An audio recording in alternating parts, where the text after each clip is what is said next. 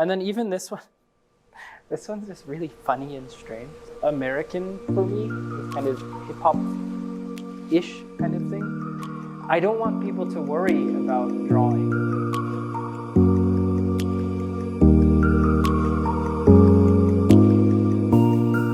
That's okay, don't worry.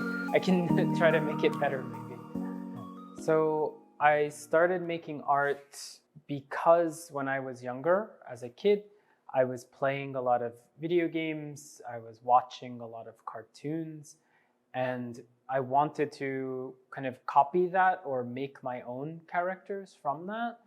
And I just kept doing it. And I always felt like I have to make more. And that's how it started. In the beginning, mostly from America, but as I got older, a lot of things from Japan were coming to America. Things like Dragon Ball or Yu Yu Hakusho, these older anime that I started watching, and that got me more interested in things like monsters and the games as well, like those characters like from, for example, the Mario characters. They have very strange things that you won't find from American artists at that time. So it's a mix, I think. I came to Japan in 2019. Before that, I traveled to Japan a lot for artist residencies and just to experience the culture. I decided to live here because I wanted a new experience. At the time, America was changing a lot. There's a lot of fighting, and I wanted to get away from that. I wanted to do something new and experience something new. A lot of artist friends recommended to come to Japan. So that helped my decision. Tokyo is good for culture and museums and contemporary things, big contemporary things, but my friend recommended Fukuoka to me. And when I traveled here to Kyushu or to Fukuoka, I really liked it. The pace of life was much more manageable than New York. And I think New York and Tokyo are very similar. So I don't need more of that big city life. I really wanted to see what a more normal life would be like in Japan and feel less pressure of the city and go, exhibition. So it's much better for my mind, I think, and my soul. Yeah. So when do I enjoy making art would be the best drawings that I make are when I'm in something like a meeting, to be honest. If I'm in a job meeting or I'm listening to someone talk and I'm just drawing while listening to them, I think those are the most interesting drawings that I make. If I'm by myself in my studio and painting, it can be really good, but I like being in a more busy environment and making something. I think that makes me feel more calm and makes me imagine more. I would say with that, a lot of the drawings in this show, I might be somewhere else and I'll draw the character in pencil and then go back and put it in the painting. And sometimes though, it will also be random and I'll make it kind of live, I would say. Yeah, I would say so. Maybe I shouldn't say, but I think maybe not in this one. Maybe a few of them would be from here. Probably the dogs that are in kind of a family. I remember drawing those. And a little bit different would be the birthday cake, is because now I have a 2-year-old daughter and I'm doing a lot of children things. So happy birthday song, ABC song. So now it's not just meetings, but it's just these everyday conversations that are inspiring me too. Yeah, there's a lot in my head about it. Since I moved to Japan, I've seen a lot of character art And usually it's very good, but sometimes it's a little bit too perfect for me. The lines are very clear and crisp, and the characters are very defined. You can see where it stops and where it ends. And a lot of the time it's just one character. That's the star.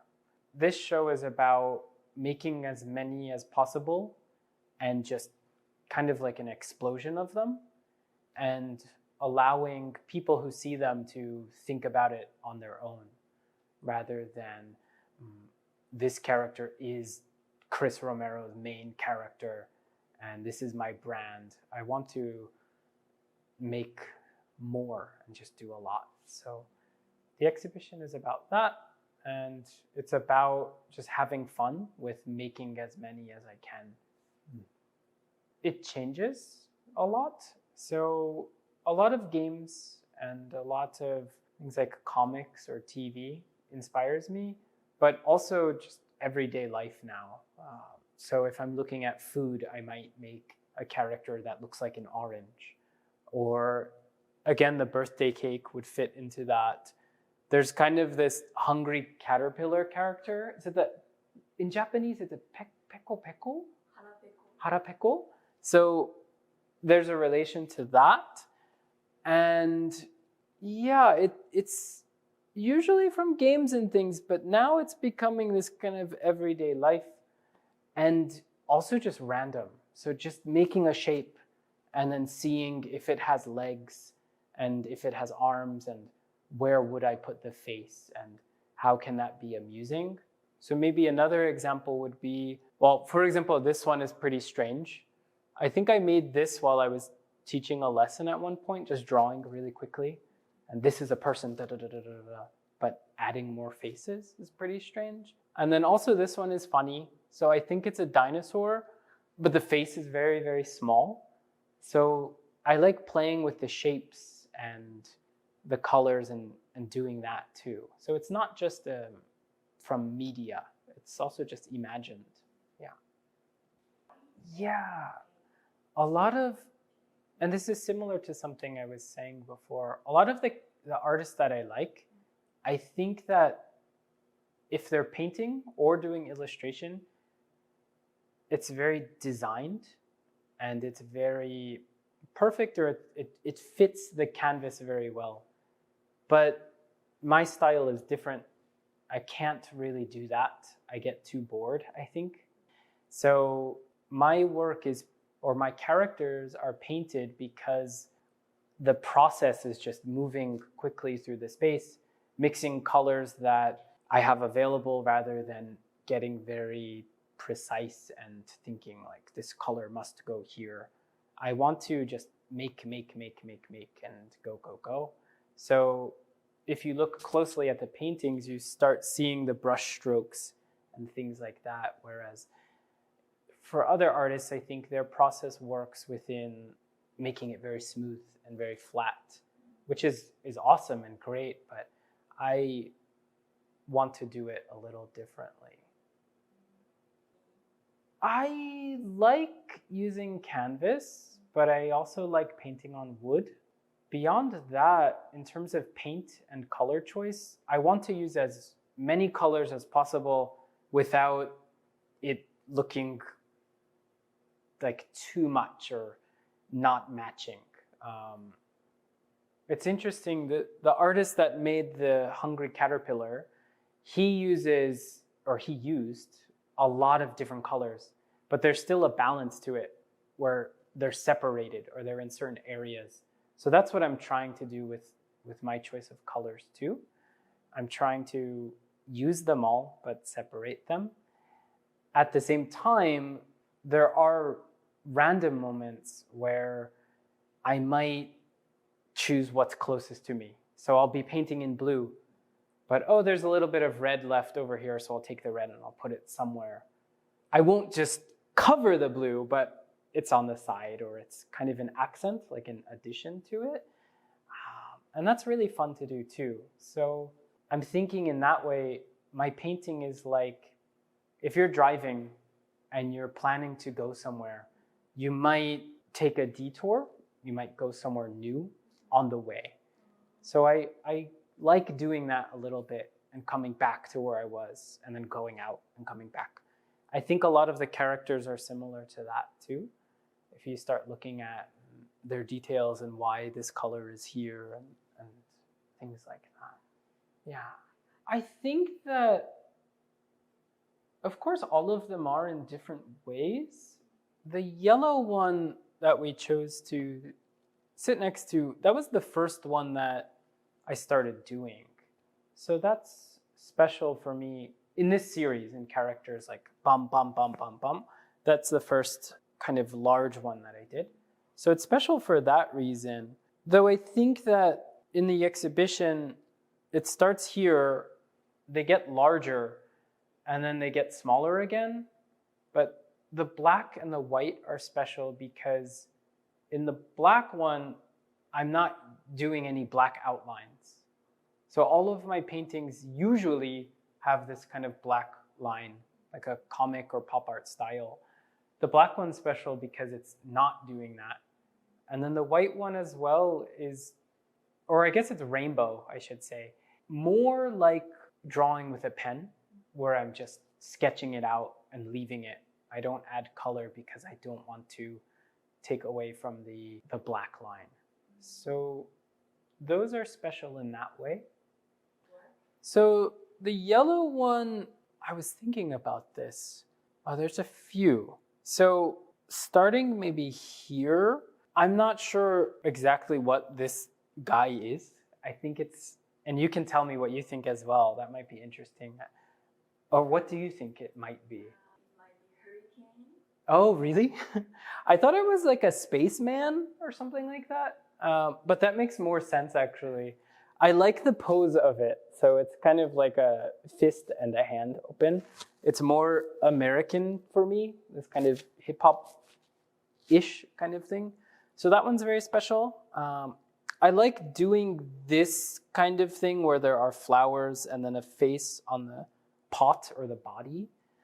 And then another interesting thing was doing this one. So this was first an abstract painting and then adding eyes to it. So it's thinking about a loose form of like no arms, no legs and things like that.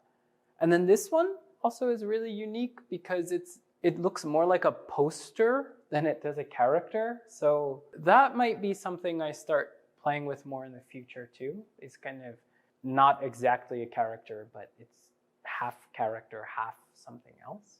So I would say those are pretty special for me. And then even this one, this one's just really funny and strange. So I like doing like things like that are not always cute.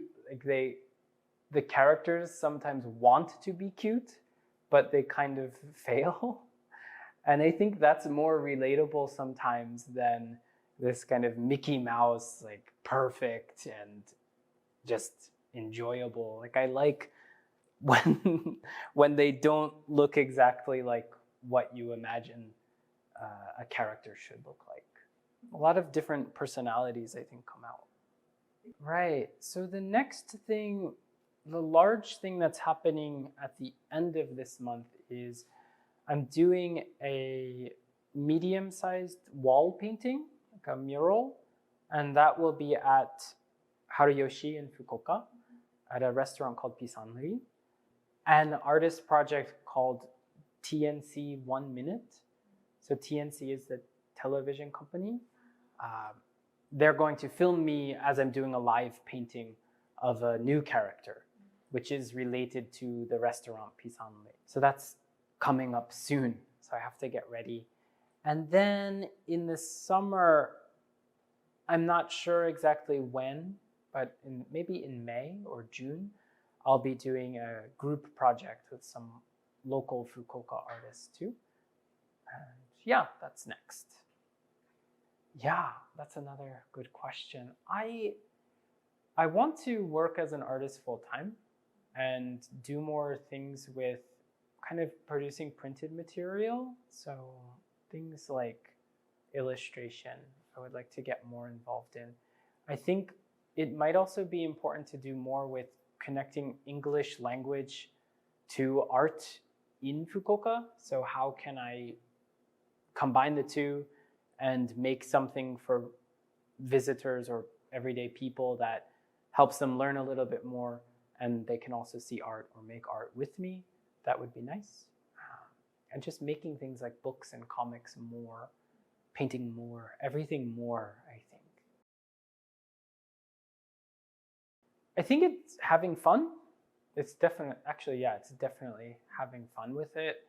I think it's important to take art seriously and have a process and make sure everything is put together. But I want to enjoy what I'm doing, and I want people to enjoy looking at art. So whether it's a very deep artwork or just a quick, colorful piece, I think having fun and enjoying it and making other people enjoy art is important. And the last part with that too, art for me is just a way to communicate. So now I'm a teacher, and I see a lot of students that are very shy to draw. And it kind of goes back to the silly characters here like this one. I don't want people to worry about drawing.